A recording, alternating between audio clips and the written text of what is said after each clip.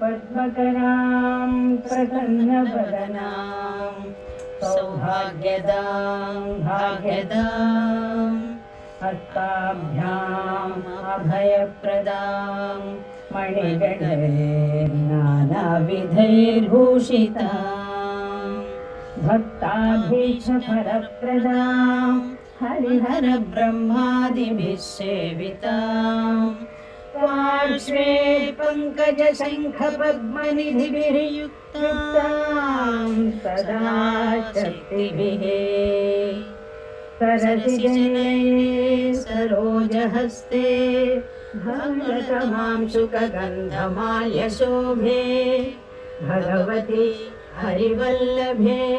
मनोज्ञे त्रिभुवनभूतिकरे प्रसीदमह्यम्।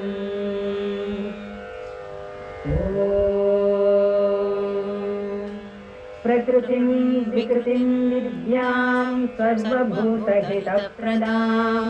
श्रद्धां विभूतिं सुरभिं नमामि परमात्मिकां वाचं पद्मालयां पद्मां शुचिं स्वाहां सुधां सुधां धन्यां हिरण्मयीं लक्ष्मीं नित्यपुष्टां विभावरीं अदितिं च दितिं दीप्तां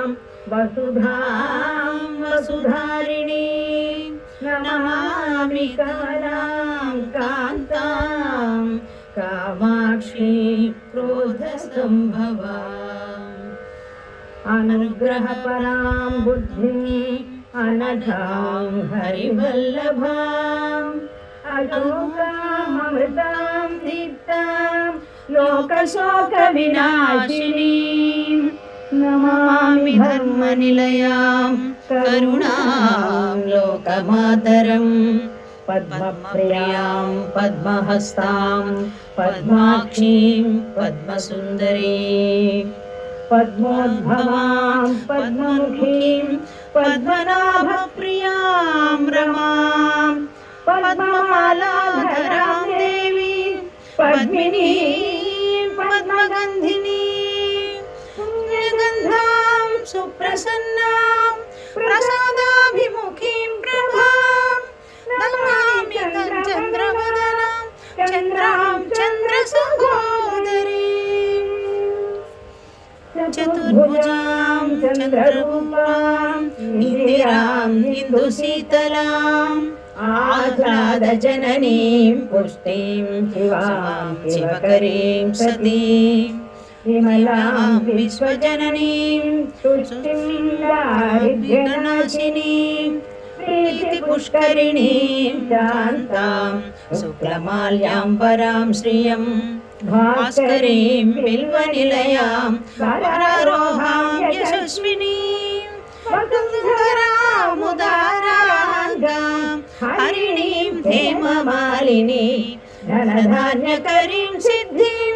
श्रैणसौम्यां शुभप्रदां नृपवेश्मगतानन्दां वरलक्ष्मीं वसुप्रदां शुभां हिरण्यप्राकारां समुद्रतनयां जयां नमामि मङ्गलां देवीं विष्णुवक्षस्थलस्थितां विष्णुपत्नीं प्रसन्नाक्षीं नारायणसमाश्रितां दारिद्र्यध्वंसिनीं देवीं सर्वोपद्रववारिणीं नवदुर्गां महाकालीं ब्रह्मविष्णुशिवात्मिकां त्रिकालज्ञानसम्पन्नां नमामि भुवनेश्वरीं लक्ष्मीं क्षीरसमुद्रराजतनयां श्रीरङ्गधामेश्वरीं दासीभूतसमस्तदेववनितां लोकैकदीपाङ्कुरां